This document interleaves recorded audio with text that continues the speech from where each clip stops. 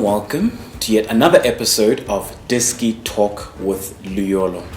And as always, I am your host with the most, and I go by the name of Luyolo.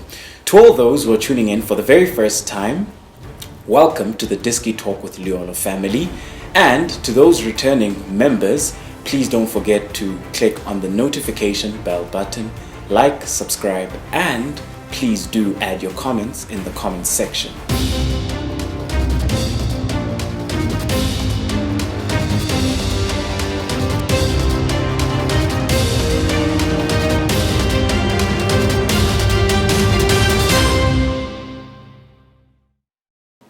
Right, on today's episode, I've got my waistcoat, I've got my tie.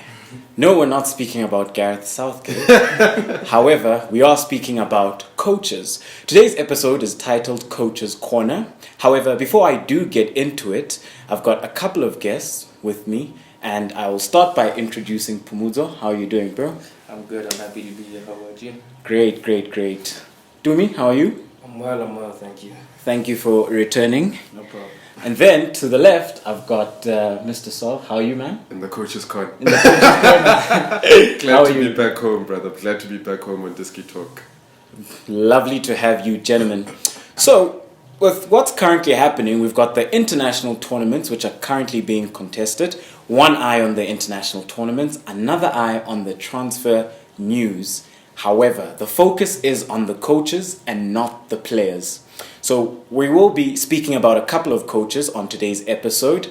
Firstly, we'll start with Maurizio Sarri, who is on his way to Lazio and will be leading the Italian team next season. What do you guys make of this appointment, as the social media team announced his appointment by posting a cigarette emoji, which I think is quite classic. Yeah. I'll start with you, Dumi. What do you make of the chain smoker's appointment for Lazio?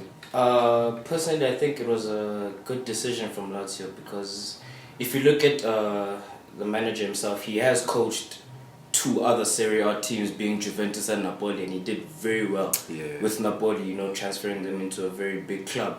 So for them to bring a manager with that much experience in the league, Serie A, is a good decision. So I think he will be able to transform them and actually make them into a team that does compete for the Serie A. So bringing in that experience will be to their benefit, in my opinion. When it comes to me, when it comes to Maurizio Sarri, I don't love him, I don't hate him. Kind of, neutral. But he does have a lot of experience. He's been in the Serie A for many years, so it's only natural to move to him. I think the appointment was a good decision by the club. Yeah. So when it comes to Maurizio Sarri, he is one of my favorite coaches within the game. What I will point out is that I think at times he's unlucky with regards to how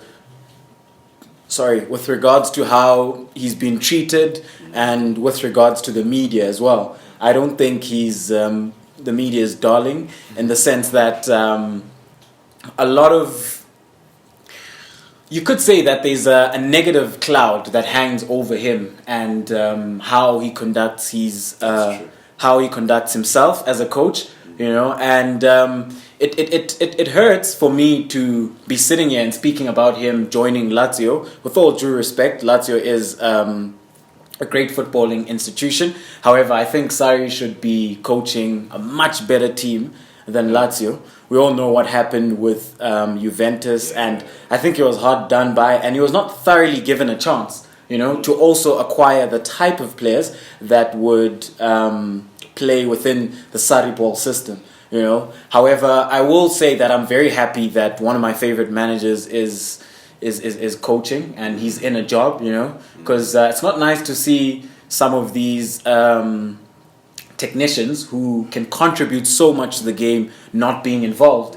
And I think what it does then is that it also raises the level in Italy. It takes it to another level when you have another quality coach with vast experience who's coached in the English Premier League, who will then be able to add his knowledge and experience to that Lazio side, I also think that it sends out a statement to within the Serie A that Lazio actually want to start competing. Yes. We've touched on the fact that Inter Milan winning the Serie A sort of opened up the door within Serie A. And what that does then is that it gives so many teams a chance to actually go and compete, you know. And with Conte's departure and Inter Milan then going out and getting Inzaghi, one would say that that's not the best, or that's not the best coach, and he's not a high-profile coach. So one doesn't see an Inter Milan retaining the Scudetto. However, you do see then a Lazio being able to put their hand up and compete within the top four. So, Solly, I'll swing this question to you. What do you make of his return to the dugout?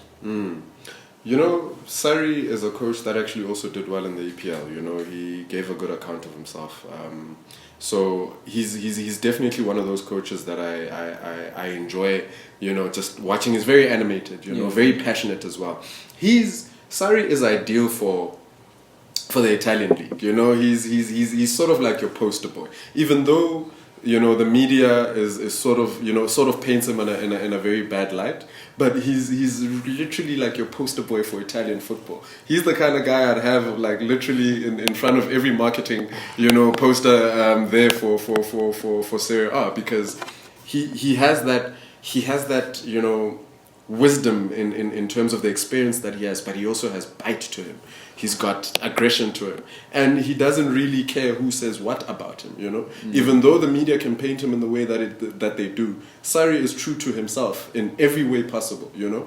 And I think that's what also earns him the respect of his players within whichever team that he goes into, because he's raw, he's true, he's genuine. Yeah. And I think any footballer will tell you that, you know, one thing that they appreciate in anybody, a teammate, a manager, or a structure around them, is truth and, you know, genuine nature around them, because football is a very, you know, dirty kind of, you know, environment in its own right. So when you have someone that you can trust to be genuine in their approach, genuine in what they want out of you, and genuine in what they expect of you and how they expect you to lay it out, Sarri is an ideal person for that.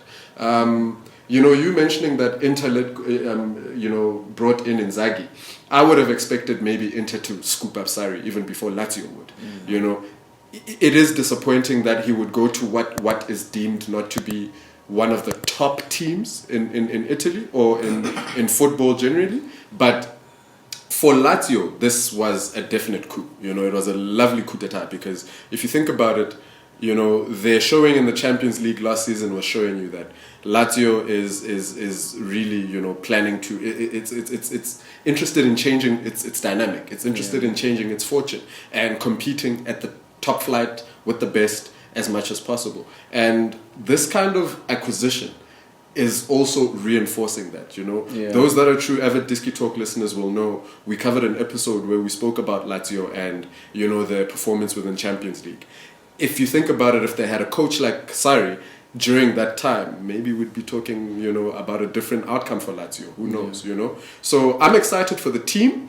I'm always happy for the coach, because it gives him a chance to be able to sell himself even more, you know. Yeah. Although, I mean, how much more selling does Sarri need to do? Yeah, I love the fact that you mentioned that he is somewhat well suited to the Serie A, and I agree with that. You know, it's not to say that one should dim down their ambitions and never look to coach in England or in Spain, or in Germany. However, when you look at his profile and you look at the type of coach and the type of man he is, I think that he fits like a glove within that Serie A mold, especially when it comes to the players, you know. In his time at Napoli, we do know that he got so much out of those players, you know. And when you look at his time at Juve, he won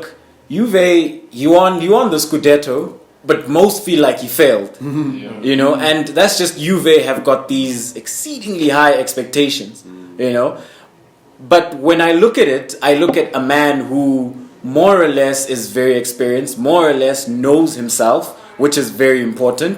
And I think his player management as well is something that we've seen develop over the course of time, because there were a lot of guys complaining that in his time at Napoli, he'd only work with the 13, 14 players, and that's it. You know, if you don't fit part and parcel of that 13 to 15, 14 players, then you get shelved. Yeah. You know, so I think as a coach, that's something that we've seen him start to improve over the course of time, and I think that's something that's really going to help him, being able to use the width of his squad, because if he's then going to compete on all fronts, he's going to have that depth within the squad.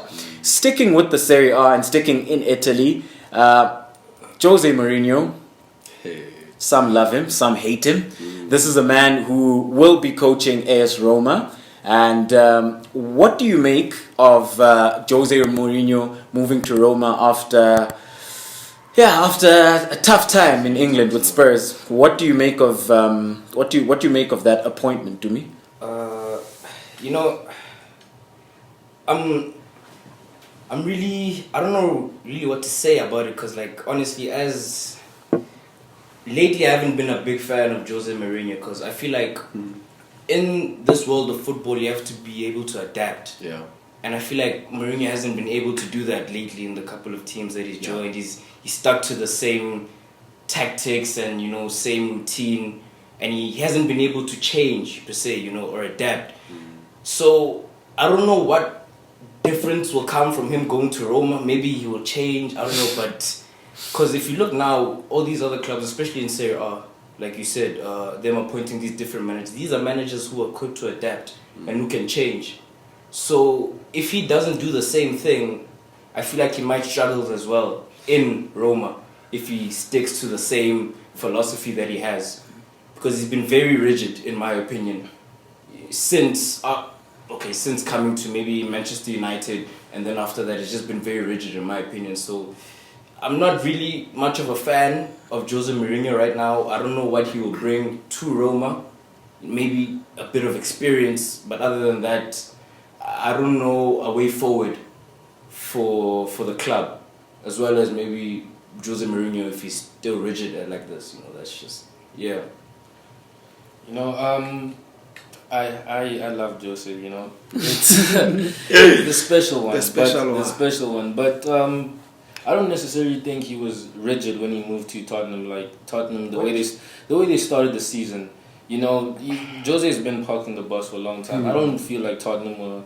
I don't feel like they were parking the bus. And if you look at Kane's season and Son's season, I think he had a big part to play in these guys finishing with the amount of goals they had. I think when you have a personality like Jose, like the media, when you're winning, the media love you. When you're losing, it's. You know, so he doesn't get time. When he got sacked at Man United, he should have had time, you know. And with him moving to Roma, I will agree with you there. I'm scared. I don't know what to expect. You know, I want him to succeed. I really hope this is a redemption arc for him. And as I was on our way here, I was thinking, like, do I really think Roma will like compete top 4 in Syria? And honestly, I don't see it. Maybe top 6, but I do think it is a good move for Roma to get a guy like Jose, and hopefully they give him time to build, because I think he can adapt, and I think he just needs time. And respect. Another thing is respect. Yeah. Respect. You know, respect. You know, that's a major thing. You know, that's a major thing. Like the club has to back him. Like, you know, back this guy and see where it gets them. I think maybe he might be able to do better, because, you know, in my opinion, I think Roma is a bigger club than Tottenham. They offer better players, so. Yeah, bro.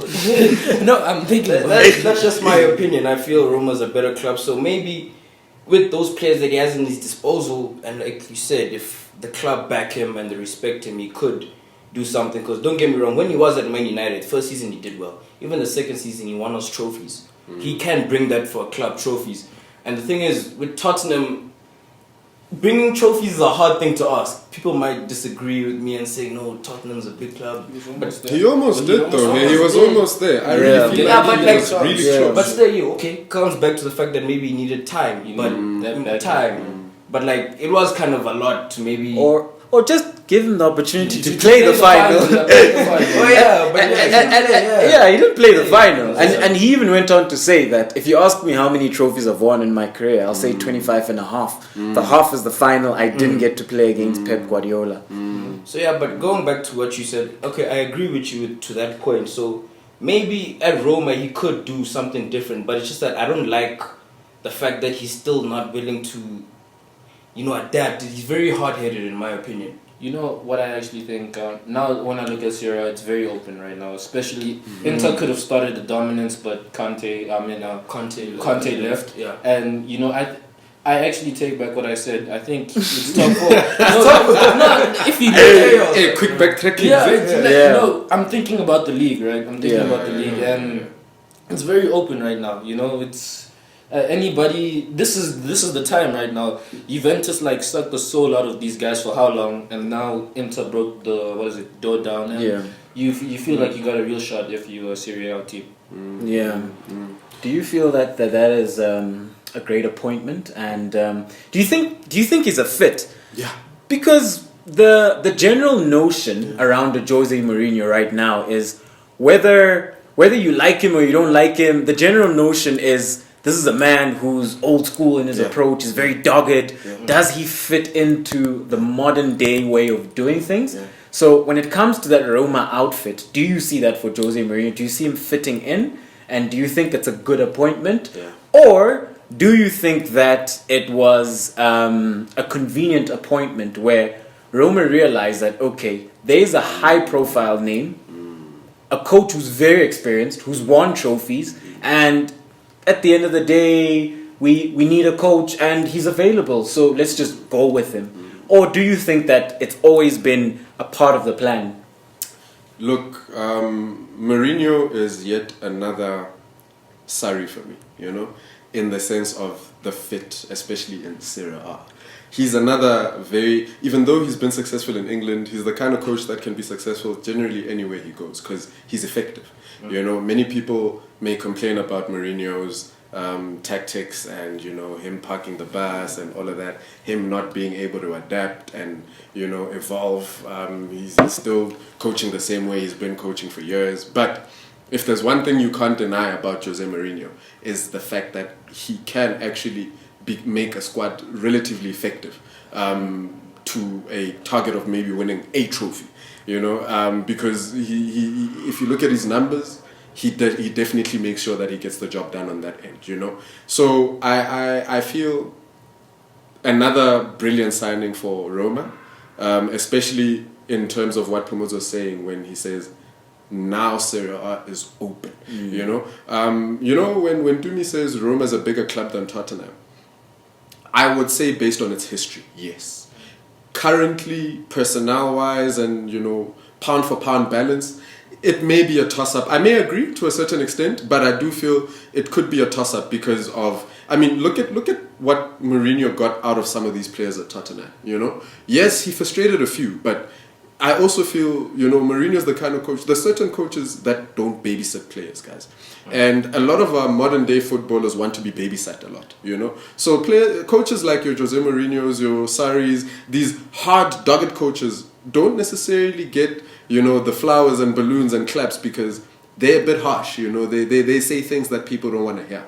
And they are old school in their coaching in that way because they are avid believers in the fact that another thing about football is that you need to be tough in heart and mind. So if you're going to be broken by me, you can easily be broken by your opponent. You get what I mean? Sometimes people don't understand that coaching is not just about babysitting or making sure you're fully happy, but it's also about getting the best out of you by pushing you over the edge. That's what separates the man from the boys, Roma has a very rich history in Serie A. Very, very rich history. And they've just been lacking for season after season after season, just like a Lazio, rich history as well, but just... the dominance of your Juves, it's always kind of overshadowed them. But this is the perfect time with a coach like Sarri at Lazio, a coach like Mourinho at Roma. I think he can get that club ticking. I think he can get Roma ticking within a season or two as well. I wouldn't say that go into straight up win, Serie A, but I do feel like they are going to be throwing a spanner in the works with many other big teams right now. They're probably going to be playing some very, very beautiful football because. Again, what I'm talking about when I speak of beautiful football. let me explain. Let me quantify. Let me quantify. Yes. Many people may think that Tottenham didn't play beautiful football, right? But with that defensive block that they played, it looked absolutely scintillating when they would break out with that Son and Kane, break. You get what I mean? And that was systematic. That was not just fluky. This was Jose Mourinho knowing that I need to play to my squad's strength. All right? And the strength is, as well, when you look, one of their strengths is the pace that you can get out of Son and Kane. The explosivity and the fact that if they can get in behind the defense, they could cause damage, right? So we all know that Mourinho is that kind of guy that would want to sit back, defend, really protect, the defense, play a defensive-based game. Yeah. But with a side like Roma, I do feel like the Italians are masters of that. Italians are masters of the defensive game.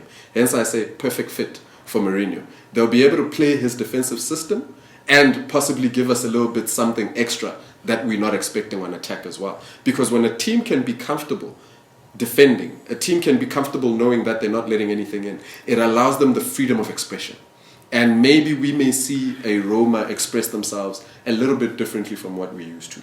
So it's an interesting acquisition, but I do feel like it's an acquisition that's really gonna, I think Serie A is on the rise right now with some of the coaches that they've gotten in, especially within the clubs that they've gotten them into. So it gives me a good sight for the future in terms of these clubs that have kind of fallen off what would say is that top 3, top 4 mold of what what Serie A usually offered. Mm.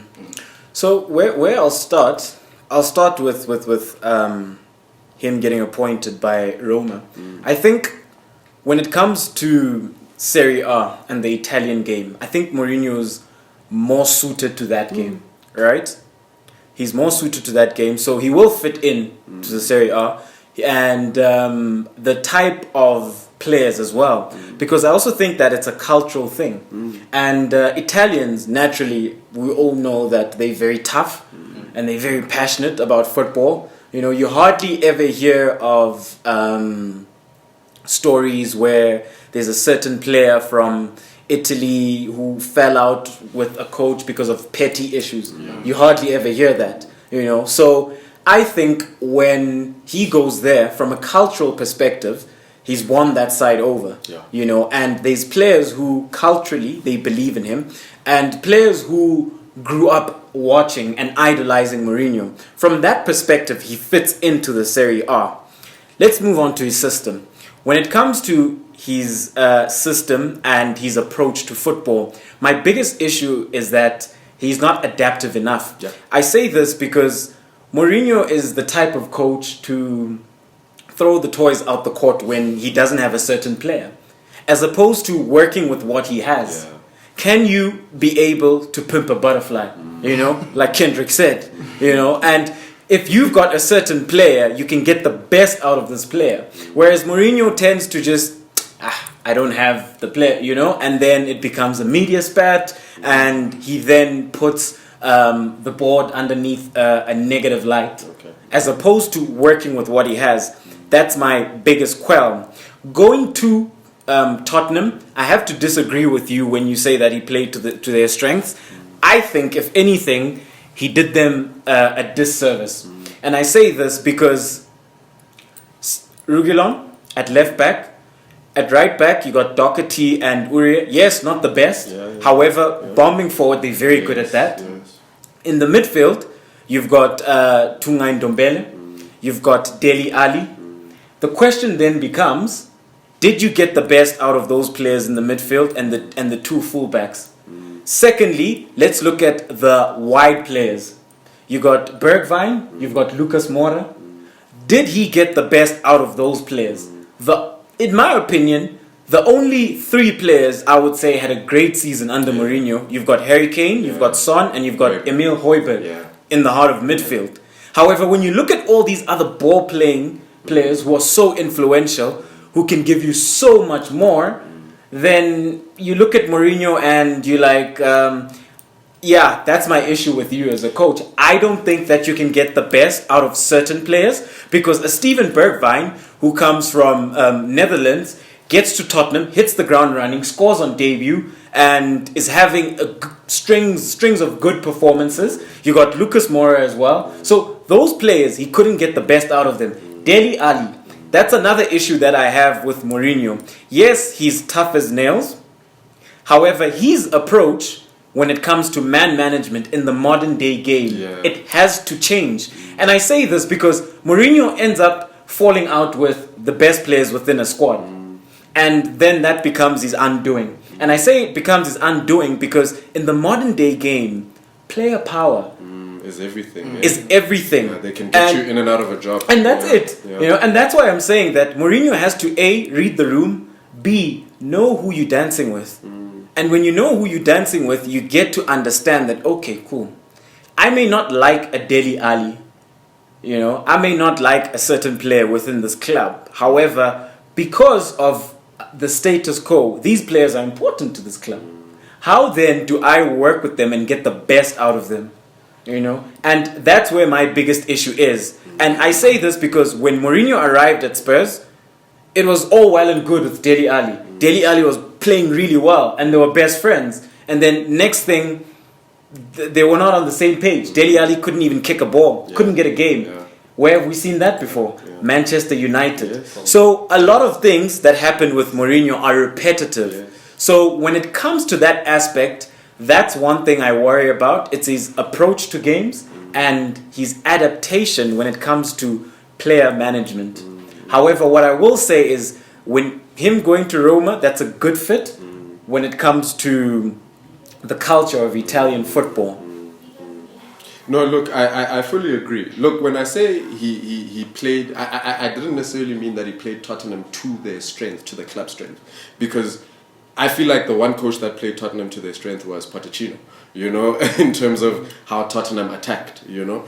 But if you look at the players that you mentioned that really had good seasons under Mourinho, you'll realize that they were the 3 crucial players to his system anyway. And it's actually also endorsing the fact of, you know, the point you're making of if you are outside of that plan, then it is what it is, you know. But he knew that he's going to build his team and his season around Son, Kane, and Højbjerg, you know. These other guys, I feel like he understood, okay, cool, they can play. He knew that he could get something out of them, but within the system of how he wants to play, he just felt, these guys will just have to do the work that they need to do over there, you know, in this deep-lying role. And it really, hence I said it frustrated a lot of players. You know, Ndombele was one of the most frustrated players in that midfield. It was like he was being held with a chain throughout, you know. And if you just unleashed him, you know, you could have gotten so much out of that Tottenham side. And it looked like most of the team was hoping for that.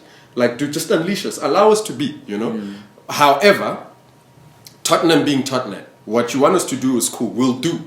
But we don't really seem free or happy. But they are a team that, Tottenham is a team that if you give them a mandate or a script, they will follow that script. They're that kind of club, you know, that will follow whatever a coach would tell them. So they did the best they could with what the coach gave them. But I do feel like, look, maybe his playing philosophy was not fitted for that club. You know, and I feel like right now, I think we saw it at Inter as well. You know, his playing philosophy is definitely suited to Italy, and I think it will be suited to a Roma. I think he'll maybe even get better reception from the players. You know, in that sense, I don't think, you know, they'll get as frustrated as some of the players would in the EPL. You know, so look, in my point of view, I think perfect fit. I'm intrigued to see what kind of results they would give, but I do see them really putting their hand up to compete under the management of Jose Mourinho. You know, I actually agreed with you a little bit when you said they were playing beautiful football. I won't go as far as to call it beautiful, but they were, you know, Klopp called them a counter-attacking monster, and I feel that's true. I feel if they stayed with that mold, they could have won something. Yeah, I get Ndombele wants to, you know, be unleashed and stuff, but sometimes you have to realize that, you know, pound for pound, you're not gonna go against Liverpool or Man City. This is how you win trophies. So I'm on Hence Jose. I said he's effective. I'm on Jose's side when we talk about, you know, Tottenham should have been a counter-attacking team, and I saw that, and I saw them competing. It looked good. In the beginning of the season. I don't know why that fell apart. Maybe, you know, falling out with the players. Yeah, man managing. Yeah, man management. Yeah, but I don't. And also, sorry to interject. Also, it's when you get figured out, and when teams start to figure you out, it then becomes very difficult, and that's why I say adaptation. Yeah. Because if you've got a style of play, it's all well and good to be a counter-attacking monster, not an issue. I don't have a qualm with that. However, tweak it a bit and adapt it, because there will come a time. There will come a time when you meet a West Brom and they're just going to sit back and they're going to give you the ball. What then happens? Then you turn around and you're looking at Ndombele to do something. Like, come on, give us something. Yes. However, throughout the season, you weren't really, you know. And that's why I'm saying that man management. Yes, Ndombele, you're not going to get your free role.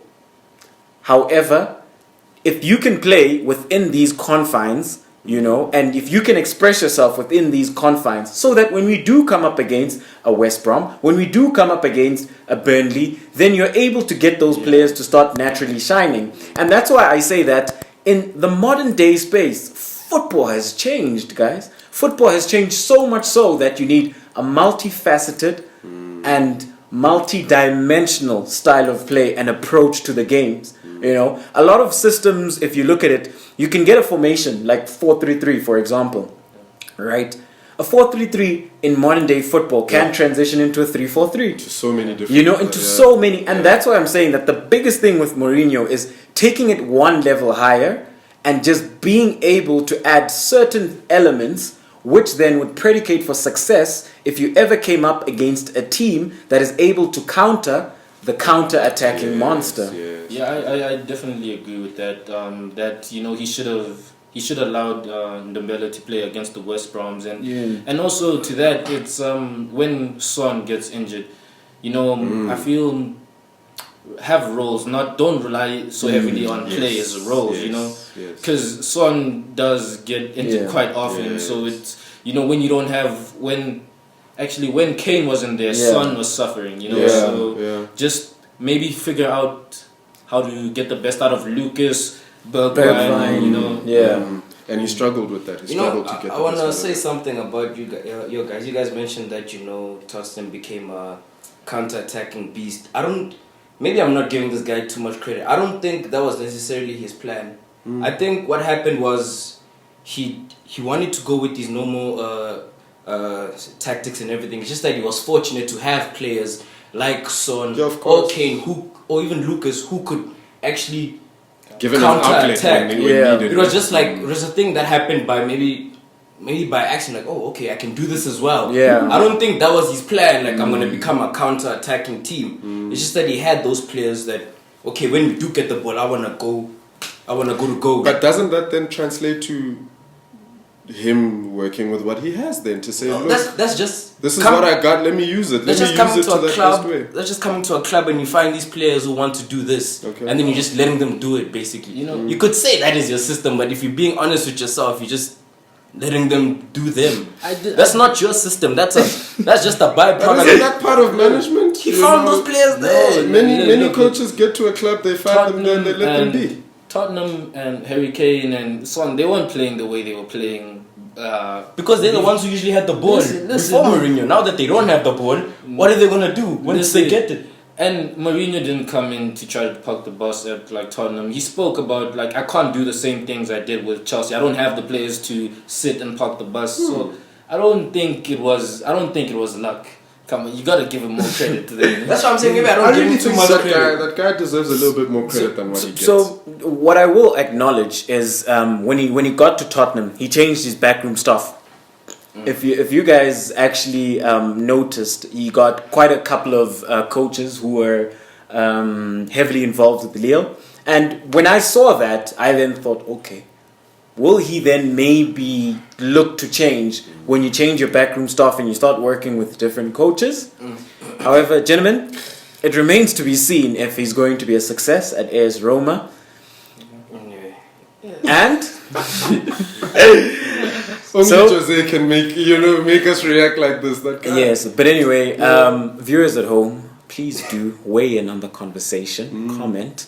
Do you think Jose Mourinho will be a success at AS Roma? A, and B, what do you make of his time at Tottenham? Do you think he stumbled upon a system that just so happened to work, or what was it he's doing rather? And let's move on to the next coach, gentlemen. The next coach we have, he goes by the name of Baby Mourinho. I'm not sure if he'll love that nickname. However, he's been dubbed as Baby Mourinho. I'm talking about Julian Nagelsmann, the man who will be in the dugout for Bayern Munich next season. We do know that he's now become the most expensive coach, right? Leipzig agreed to Bayern Munich's fee, and he will be coaching Bayern Munich. What do you make of Baby Mourinho heading over to Bayern Munich? Hey, part of the greater succession plan that Germany has, if you look at, his journey, the coaches has been under, some of their tutelage, like Thomas Tuchel, it's Nagelsmann is definitely just that poster child as well for what Germany is preparing for in future. I know that the next coach in line is Hansi Flick. I get that, but if you like we spoke about how the Germans are precise about everything that they do and they're master planners in the previous episodes, this is probably another chess move that I'm seeing is going to benefit Germany in the next 10 years or so. For Bayern, I think he did a stellar job with Leipzig, especially with the time that he spent there. He's really made them a team that many people would have said, really began to punch above their weight, right? Got the right personnel in there. And if you look at what Bayern has actually done as well over the transfer season, you get the idea that this was actually in the works far longer than what we thought it was, or when the announcement came. So I do feel like he's a coach that's going to really get some success with Bayern, but I do feel like Bayern has also going through a bit of a transition phase now. A lot of players have left, Boateng, Alaba, a lot of the stalwarts, right? It's time for new blood, just like the German national team. And I do feel like probably Nagelsmann is the perfect person to actually come into the fray at that time to begin that transition period, to start a new kind of Bayern, because I do feel like Bayern is going to play a different kind of football under this man. They if you look at what Leipzig used to do, I really feel like they're going to be a little bit more explosive than what we've seen, as if they're not explosive already, So you can if they look like TNT right now, they're going to become a nuclear bomb, in terms of that explosivity that they're going to have. So yeah. He's definitely one for the future in terms of national team setup. But he's one for the now in terms of just coaching as a whole. He's definitely proving to be a young special one. I think he's getting the name Baby Mourinho not necessarily because of the similarities to Jose Mourinho in terms of management or coaching, but in terms of his trajectory, as a young man, the youngest coach to coach in the UEFA Champions League and really do well. I think he made last 8. Did Leipzig make it into the quarterfinals at some point or last round of 16? Right? No, they made it quarter. Yeah. Quarter, right? Yeah. And that was a very, very, very solid performance for Leipzig. It was monumental for the club on its own, and I really feel like he's set a brilliant foundation over there for whoever's coming in. him going into Bayern, like I said, Bayern is sort of like that gateway. You know, it's the gate to the promised land. So for him to go into Bayern and do well there, definitely it's going to translate great for him whether he chooses to go to England after that, you know, like Tuchel or Klopp, or he chooses to go into the national team setup. But I do see him 10, 15 years down the line as probably the youngest German national team coach. Interesting. Pumuzo, what's your take on Baby Mourinho's appointment?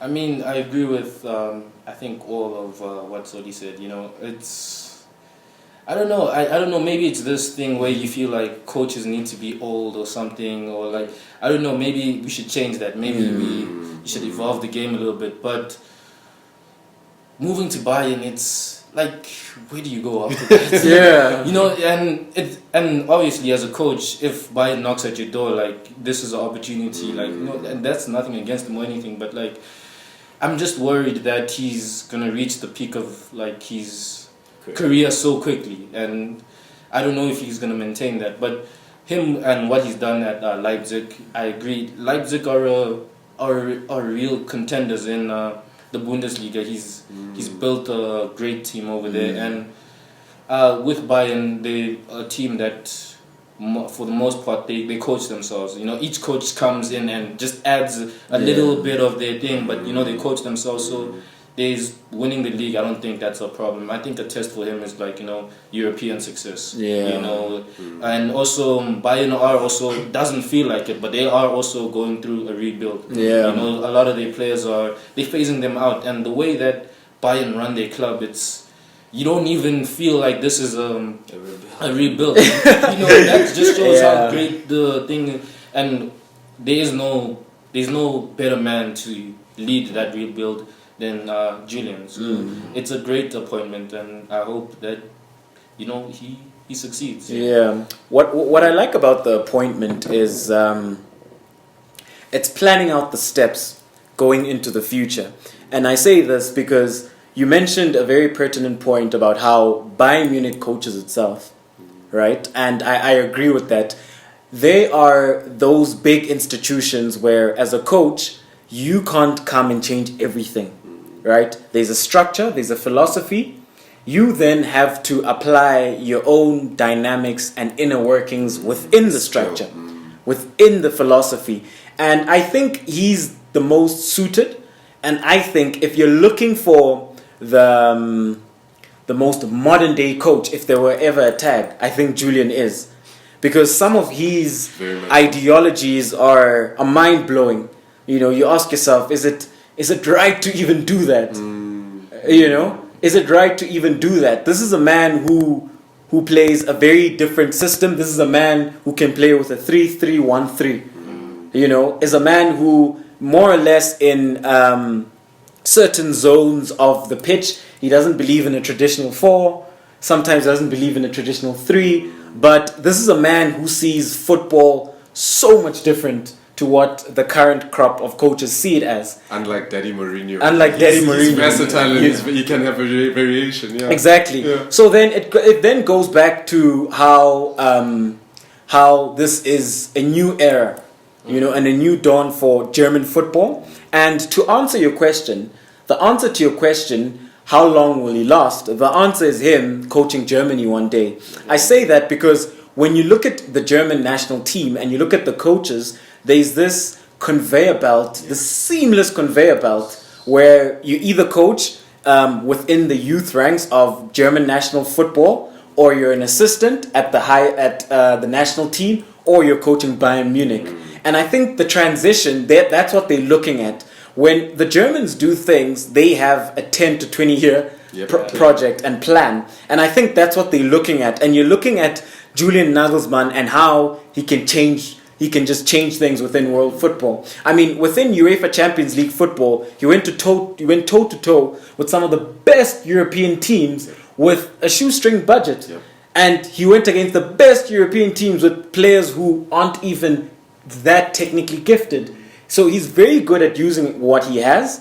And a player that will accompany him is Dayot Upamecano, which was one of his key players. So I think that player then becomes very instrumental to his structure, to his philosophy and how he wants to do things going forward. I think that this is a great appointment for Bayern Munich, and I think if everything falls into place and everything goes well, I think we're looking at potentially a 5 to 10 year term for Julian, which is not synonymous to modern day football, because a lot of coaches in modern day football don't last, they don't last long, However, I think there's certain traditional nuances which we need to retain in order to find success within football. And I think having managers on a long-term scale, I think that helps. Yes. You build a dynasty and you're able to say, you know what, this coach, if we back him and we get the right players, he can go and at least win us 2 UEFA Champions, go back into Europe.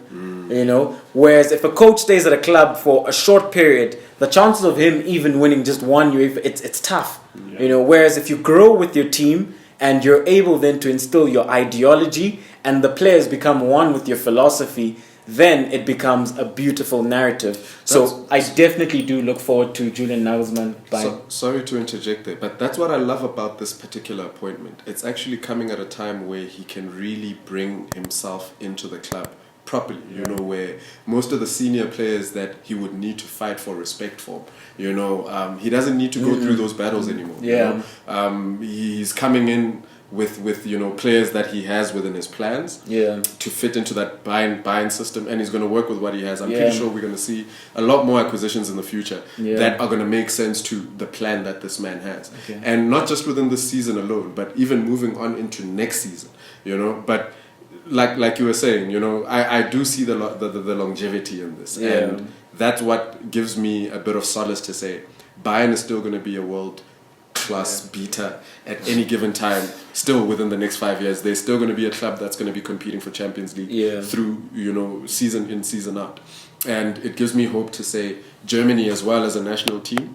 If you look at the young crop that he is in touch with as well, because you've always loved making this point of how relatable coaches or owners are when it comes to age and their players, especially because we're moving into an age where youthful exuberance is really everything in football.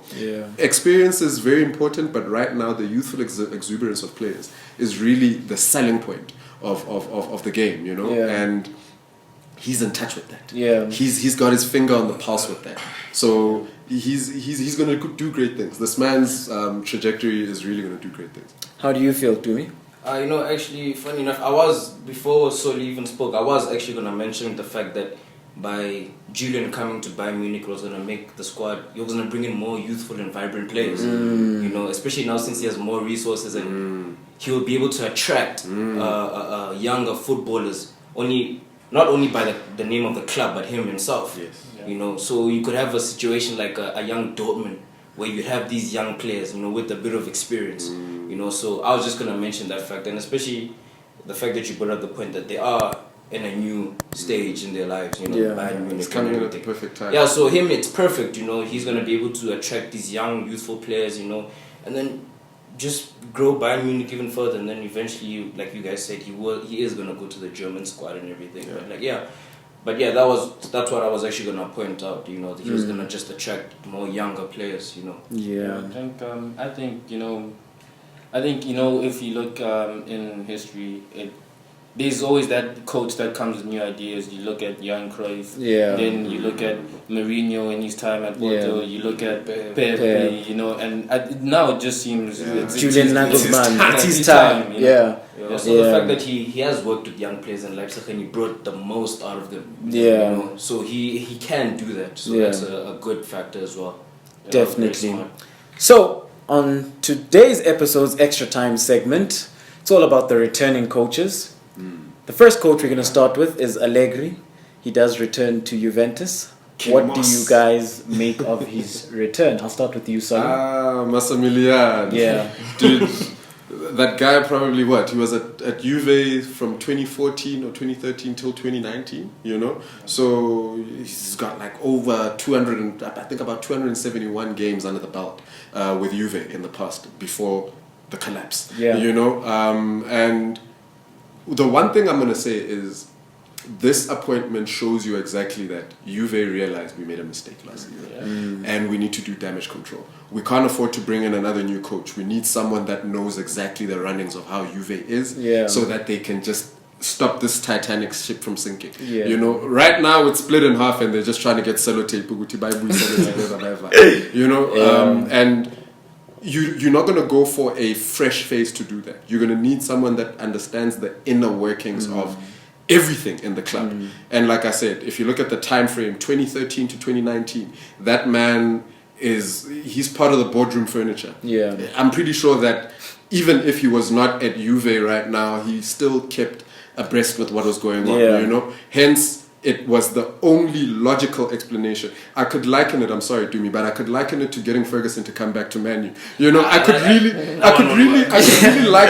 liken it to that kind of Hail Mary, you know, desperation move. But I get you. To get someone in that's really going to steady the ship and help us just come back into balance again, because the damage that was done right now is so it's really immense that I can tell that they're worried that anyone else won't be able to actually bring Juve back into the balance of things. Dumi, what's your take on Allegri's return? You know, I won't say much on it, but I just feel like it's just to bring stability back into all this chaos that's going on, you know. So it is a good move from Juventus, you know, to bring back that coach who has done it before and probably will be able to do it again. So just to bring that stability, you know, bring back the culture, because in a way he is Juventus. He's the one who won them all those titles, you know. So it's to bring back that culture, that philosophy is the right move for Juventus. And the Alex Ferguson, hey man, I don't think that was just an example. That guy is a definition of what leaving gracefully is, in my opinion, you know. But back to the topic. But that was a good move from Juventus, you know. Just bring stability to what's going on, because now it's getting too hot in Serie A, you know, right now. It's getting too hot. It's getting real hot. What's your take, Muzu? I think Juventus got greedy. I think they didn't realize what they had, you know. Winning Scudetto, you win it 9 times in a row, 8 times in a row. And they also winning the cup, the Coppa Italia. The Coppa Italia. You know, and he was actually doing well in Europe. Yeah, definitely. Sorry to interject. One point I wanted to make was he, out of all the coaches Juventus have had, he was the closest to European success. Yeah, that's where I'm going. Like he made it to finals in Europe, and I just think that Juventus, media is a big thing, because when the league starts losing value, you start to look in Europe, and he wasn't succeeding in Europe, and it started being about Juventus tried to reinvent themselves. I feel like, you know, let's play more, let's look good.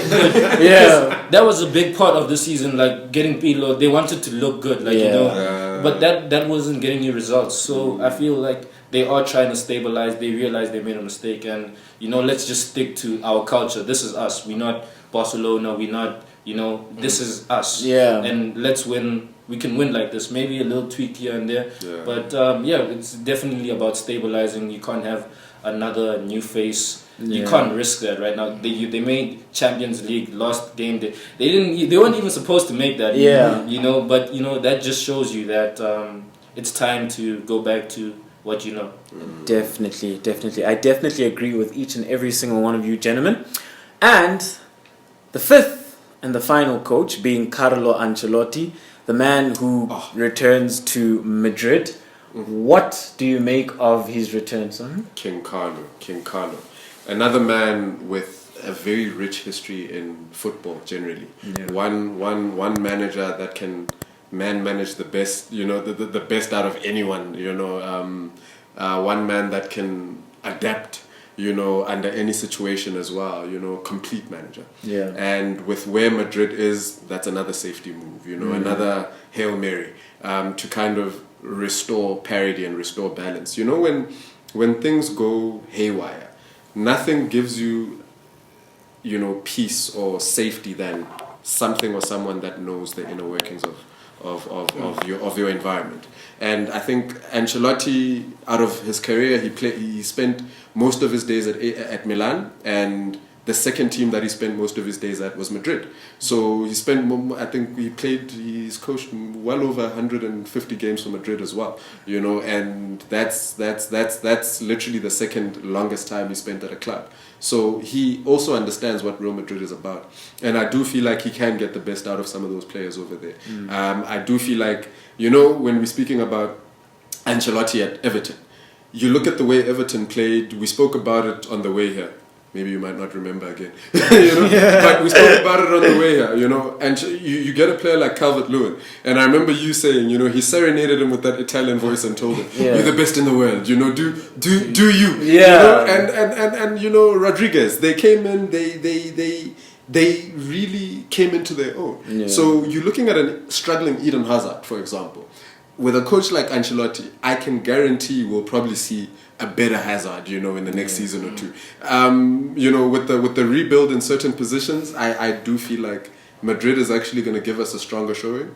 But this is it's safety first, man. They're just trying to stabilize the team, make sure that they don't fall too far behind, you know, Barcelona, Atletico. Losing to Atletico hurt Madrid. It hurt them real hard. You know, having Atletico Madrid win La Liga, it must have really cut deep.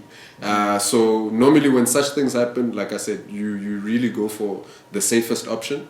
And Ancelotti is definitely, I mean, man, I'm hurt. It's a huge loss for Everton. I'm hurt in the place of Everton because I felt like they're a team that could have really benefited from Ancelotti staying there another 2 seasons or so. But hey, man, you know, when Madrid calls. Yeah. What's your take, Pumuzo? You know, losing to Atleti, I just want to add they went trophyless. You know, just to put that out there. But trust a Barcelona player supporter to say that. Yeah, man, and that's a very important, you know, fact. But I do agree, it is a Hail Mary. It is to stabilize the Madrid camp, and especially if you look at where Madrid is right now financially, they can't go out and, you know, buy Galacticos. They can't do that. So he has to work with the players that he has. And when I say the players he has, this guy has players like Asensio. Like this guy was next up. You know, he has. You know, Isco, Hazard, you know, Valverde. So that is, to help you know, one might even say I don't like him. I really don't. But Vinicius, you know, you know. But that is it's a great signing to get Ancelotti, especially to manage these players, get the best out of these players. Because right now that's what Madrid need. They can't go out and, you know, blow the bank. Right now they need to they need to focus on what they have and break the bank. They need to focus on what they have and build from there. And he's the perfect man to do it. How do you feel, Tumi? Oh no, I'm actually excited, you know, because out of all these coaches that we've talked about, he's actually my favorite. Because contrast to Mourinho, he's a coach who can adapt to like any situation. Because he's coached like how many clubs and he's been able to get in there, adapt to the situation, adapt accordingly to the players that he has, and bring the most out of it. You know, every time. So that's why I'm actually excited to see what's going to happen. Because, like Pumuto said, he does have players at his disposal, and he will be able to bring the most out of them and adapt tactically accordingly to what's going on around him in order to tackle the situation. So right now in this rebuild phase, I think that Real Madrid made the right choice to bring in Ancelotti. You know, a coach is very flexible. You know, maybe Papa Perez will say, I can't give you this amount of money. Here's this amount. Do what you have to do. And you'll be able to do it. You know, so he needs a coach like that, especially in this rebuild, who might not necessarily be able to get everything that he wants, but he'll be able to work with what he can get. Yes, and you know, I think it's also he's happy to be there. He left Everton when they were, you know, they were on the rise. You see, so that just shows you that he wants to be at Real Madrid, like, you know. So, definitely, because he even took a wage cut. You know, he's on half of what he was on at Everton. That's you know, very flexible and adaptive. That's what they need.